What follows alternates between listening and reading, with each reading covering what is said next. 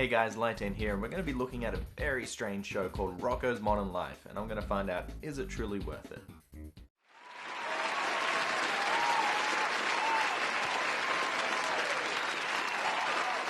Rocko's Modern Life is a show that came out all the way back in 1993 on a channel called Nickelodeon. It lasted 4 seasons before finally being cancelled.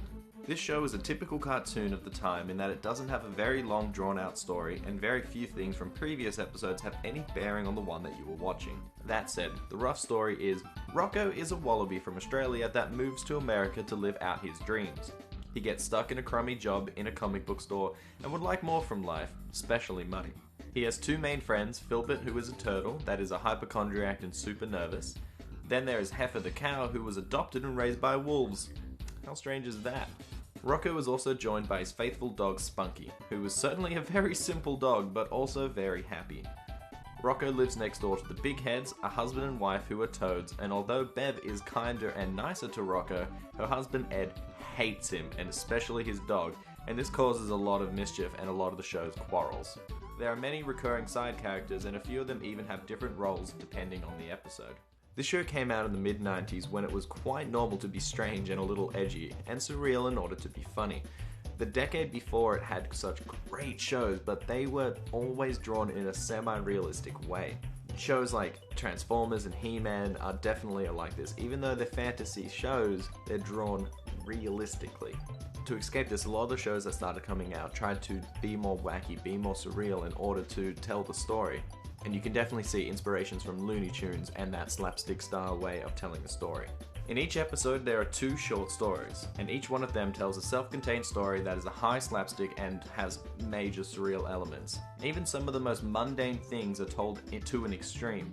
A lot of the humour in the show is bizarre situations that the characters find themselves in and how they are going about solving them, often in equally bizarre ways. There is quite a few rude jokes and adult humour thrown in which will make the older people laugh as well. There is an episode where Rocko has to vacuum his floor only to find out that his vacuum dies and he has to get a new one. The new one has all the bells and whistles on it with a multitude of features. It begins just fine, but when he starts to lose control of the vacuum and it starts trying to suck him up, he puts a stop to it. But then it pans out of the house and you see that the same brand is starting to take over the world. Another one is where Rocko gets a new television system where he and his friends watch it all weekend. Binge watching before it became a thing. But Rocko and Filburt go to bed and Heffer can't stop watching.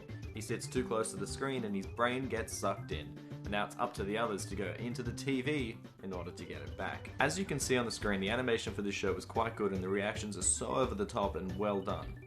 Most of the time it makes no sense, like getting your eyeball stuck in a VCR or your head being at the top of a roller coaster, but they're done quite well. The voice acting is great and each one of the characters have unique and captivating voices. You also can't go past the opening title sequence. This is so catchy and is a trip in itself, and it shows you all the zany things that this show has to offer. The song in the first season is different from the second onwards because they got a new talent to do it. The musicians that performed this were no other than the B-52. You might remember one of their hits, Rock Lobster! One other great memory I have of this show, that my sister and I used to watch this as children, and she had no idea what the theme song for the show was. Even though it's just called Rocko's Modern Life, and the theme song mainly says Rocko's Modern Life, she didn't get it. She thought that the words were what goes round and round. And I will never let her live this down, and now it's recorded and put up on YouTube, so there you go, sis. My personal favourite episode is an episode called Zanzibar.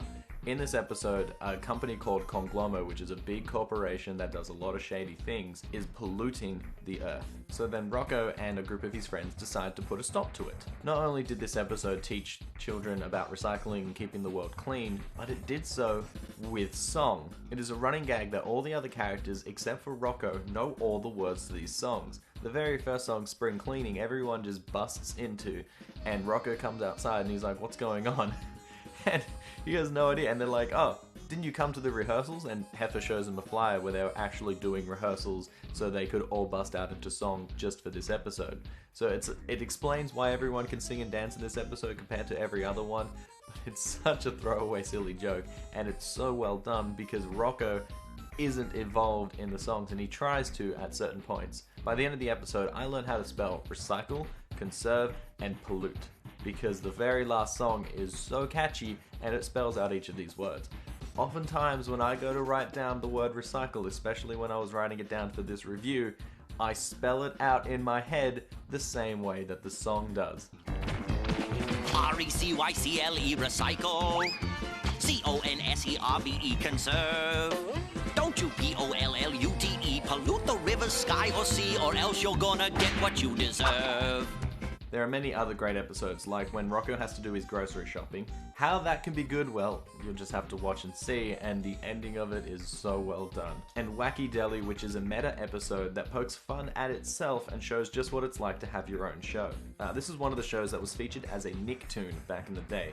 Much like Disney had Saturday Disney lineup and now it has the XD, which showcases certain new shows, Nicktoon was the same equivalent of that. This is one of the shows that I can easily go back to and watch the episodes time and time again, even though this is a children's show. Rocko's Modern Life is a short-lived but high-intensity show that has a lot of humour, great animation, and some very touching scenes. This is a show that can be enjoyed by children and adults alike, so I would give it a very high worth it. Try showing the show to your friends or to your children, or just watch it by yourself, and it is a fantastic show.